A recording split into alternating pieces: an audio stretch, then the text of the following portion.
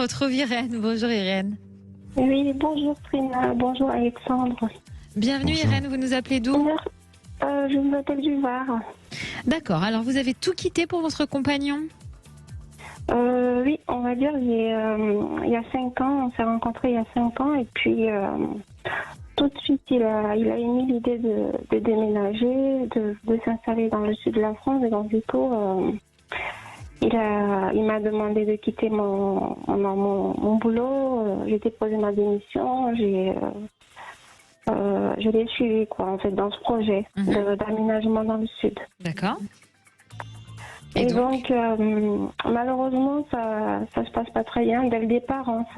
Il y a quelqu'un qui est très impatient, très colérique, qui pour un rien peut partir dans des tours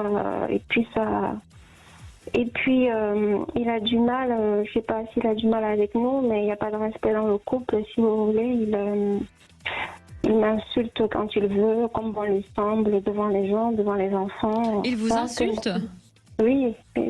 Quel genre d'insulte? T'es idiote, t'es bête, t'es conne, devant les gens, devant les enfants. En fait, il vous rabaisse, il y a une humiliation. Tout à fait. Depuis quand ça? En fait, c'est depuis le début. En fait, il avait des comportements un peu bizarres vis-à-vis de moi. C'est-à-dire que, par exemple, si j'arrive en retard, j'ai un retard de train, il va s'énerver, il va me dire de m'agenouiller, de demander pardon. Donc, c'est ce genre de choses, en fait. Et puis, de vous agenouiller et de demander pardon? Je suis pas sûre d'avoir. D'accord. Oui, c'est ça. Exactement. C'est ça. extrême un peu, non? Ah oui, Voilà. c'est carrément extrême. Alors, je suppose que votre questionnement aujourd'hui concerne donc l'avenir de votre couple? Pas du couple. Je vous avouerai que je suis un petit peu. Aujourd'hui, j'ai envie d'écouter la petite voix qui est dans mon cœur. Je pense que c'est pas une très bonne relation pour moi, mais je m'en inquiète d'autant plus qu'il commence à s'en prendre à mes filles, parce que j'ai deux filles d'une précédente union, notamment la plus jeune qui n'a que 10 ans, qui est très respectueuse, mais il a créé aucun lien avec cet enfant. Et il me dit qu'il ne supporte pas mon enfant, qu'il ne peut pas la voir pour rien. Mais quand vous dites qu'il s'en prend à elle, il s'en prend directement à elle? Non, pas directement, non, mais c'est à moi qu'il le dit, ces choses-là. Il me dit à moi, donc je ne sais pas ce qu'il veut de moi, ce qu'il attend de moi, que je me sépare de mes enfants pour lui, je ne sais pas trop. Alors Irène, je vais vous poser une question, pardonnez-moi, ça risque d'être un petit peu direct et puis ça risque d'être compliqué comme réponse aussi, mais pourquoi ne pas l'avoir quitté jusqu'à présent alors que vous subissez quand même de l'humiliation? Est-ce qu'il y a une dépendance affective chez vous? Je sais pas très bien, je vais voir avec Alexandre, peut-être qu'il y a ça. D'accord. Je suppose, hein.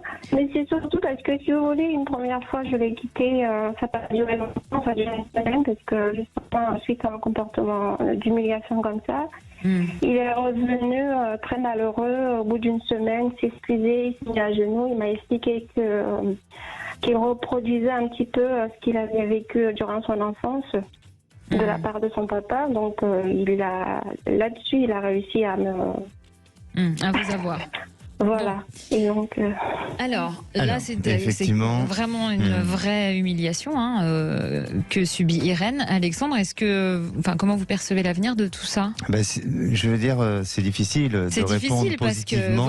C'est difficile de répondre positivement face à ce que vous nous énoncez et ce que vous êtes en train de témoigner. Donc, pour moi, la première chose que je vais vous dire, Irène, c'est vraiment de vous entourer de gens, aussi de vous rapprocher peut-être de certaines associations pour être dans des groupes de parole et pour pouvoir échanger, parce que je suis désolé, quel que soit l'individu, on ne fait pas ce genre de choses. Voilà, ce n'est pas tolérable, et encore moins de mettre une personne à genoux en tant qu'adulte. C'est des pratiques qui ne sont pas tolérables. Donc après, je veux dire que votre choix vous appartient, et même si vous avez un engagement avec avec lui, même si vous êtes dans un attachement affectif, parce qu'il y a aussi une dépendance affective.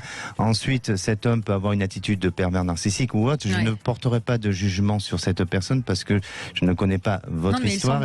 Mais voilà, par rapport à ce témoignage, oui, ça donnerait le sentiment. Donc maintenant, pour moi, je ne vois pas une suite où il y a une capacité d'amélioration ou autre. La seule chose, c'est d'aller tous les deux peut-être dans une démarche de thérapie familiale, d'essayer de trouver des solutions pour que lui, ça puisse améliorer son comportement, que vous puissiez aussi améliorer certaines choses qui peut-être pour lui sont héritables, et donc il y a peut-être aussi de votre côté à faire, je dirais pas des efforts, mais avoir des points à améliorer. Mais ça, il faut vous faire accompagner. Et sincèrement, je peux pas, j'ai pas la position. Sincèrement, voilà, je n'ai pas la position. Excusez-moi, mais c'est quelqu'un qui ne reconnaît, il est dans un déni total de tout. D'accord. Donc il refuse systématiquement toute aide, et si vous voulez, il arrive toujours à retourner la situation et dire c'est moi, je suis coupable de tout, si vous voulez. S'il agit comme ça, c'est parce que c'est moi qui le pousse à agir comme ça.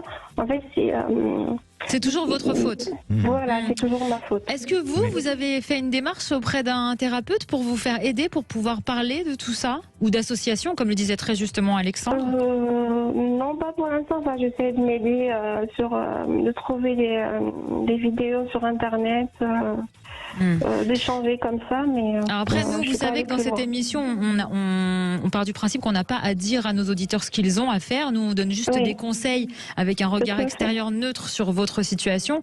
Et selon nous, on est d'accord, Alexandre, je pense qu'il faut quand même se tourner vers un thérapeute. Il faudrait, en tout cas.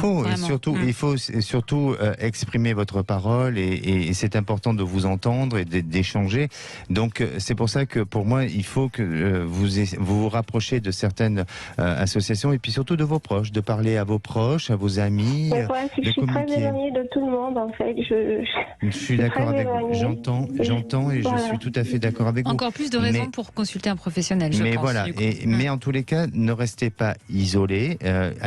Vraiment, pour vous rassurer, je vois pas de danger sur vous. C'est-à-dire que vous pouvez craindre ou avoir la peur du danger.